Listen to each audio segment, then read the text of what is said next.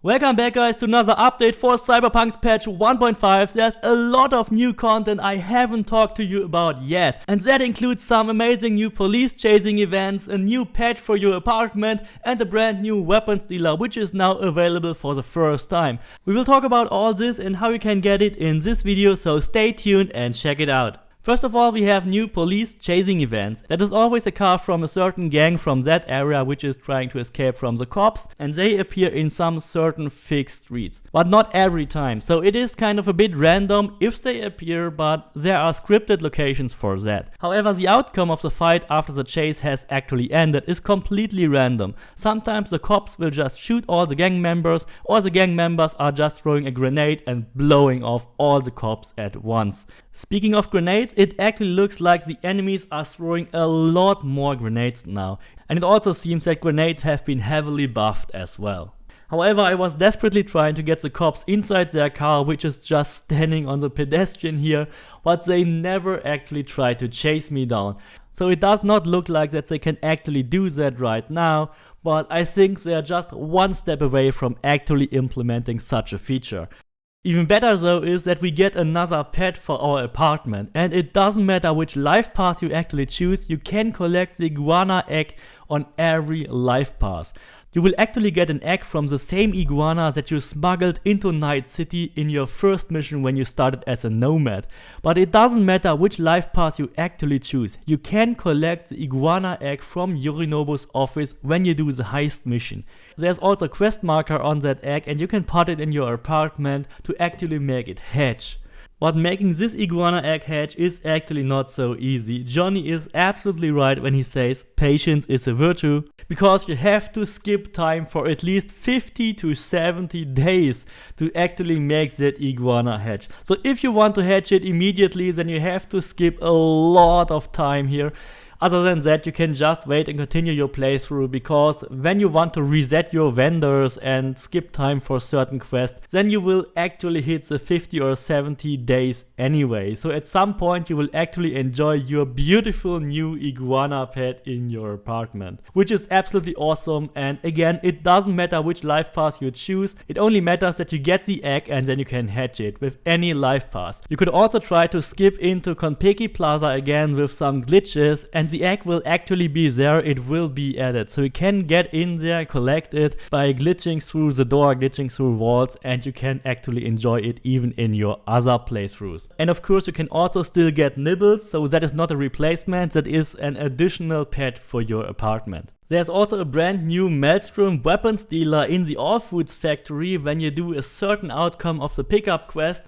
It was actually never possible to open that door right next to the factory, but now with a certain outcome of the pickup quest, you can now get into it and talk to that vendor.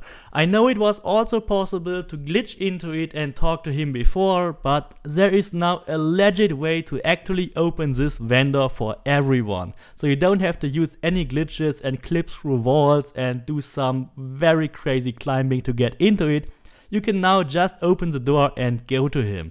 And I think that is the only vendor where you can actually get the legendary DB2 Zatara shotgun. And he also offers you a legendary hammer and an uncommon Nekomata, which is really awesome early on. In order to have this door open and get to the vendor, you have to do some important decisions during the pickup quest. First and foremost, don't go to Meredith Stout, don't accept her credship, just don't call her. The next important choices actually take place in the discussion with Royce. You have to make sure that you have 10,000 credits and buy the flathead with your own money. Even if you side with Royce, or if you buy it with the cred ship, or if you tell him there's a virus on it, that will not trigger the door to be opened. So you have to completely get rid of Militech. Don't talk to Stout, just pay it with your own money. If you do any kind of aggression, draw his weapon, shoot Royce in the face, or if you involve Militech, the door will be closed.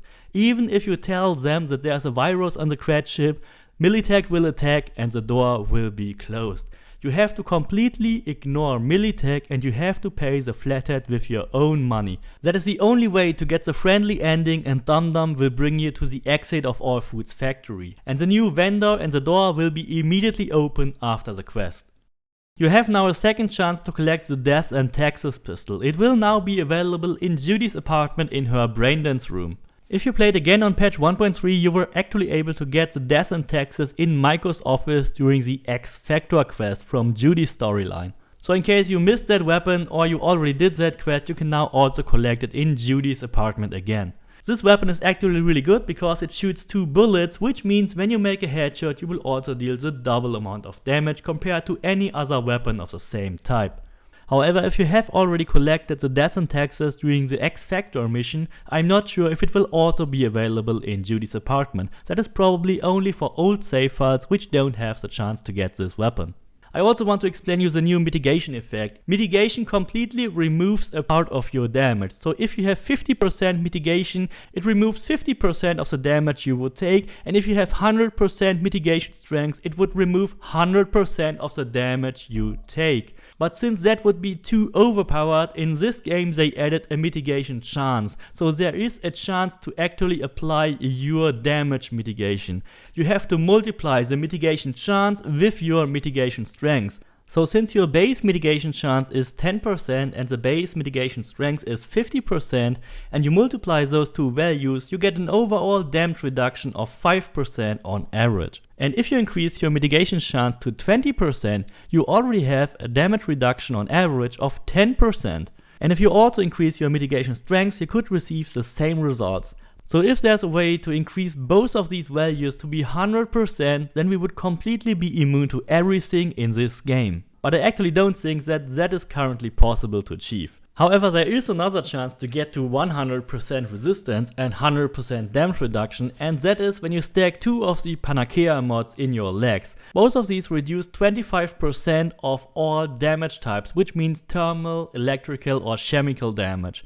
If you combine that with a Caterist cyber mod in your immune system and get a high cool level, you can actually achieve 100% damage reduction for all thermal, electrical and chemical attacks. Of course, that does not include physical attacks, so any physical damage will still be dealt, but that is nonetheless a very interesting mechanic and maybe it can be abused. But there are also some clothing and cyberware mods which simply do the same 100% reduction of shock, thermal or chemical damage. Speaking about physical damage, if you ever had trouble with any of those beat on the Brood, they are now much easier, and you can even do the beat on the Brood in Kabuki at very low level and win it easily. I was able to beat all of them by only using my gorilla arms without even spending any ability points at all or without any optimization or damage increase. You can also now get glowing wheels for all your bikes. I was actually struggling to do that and I didn't figure it out until now. All console players actually have to press the thumbstick down to activate their front lights. I don't know the button on PC, but I'm sure you will find out as well. So I hope you like this video, get the new pet, get the new vendor in your next playthrough. Please don't forget to subscribe, leave me a like and see you next time.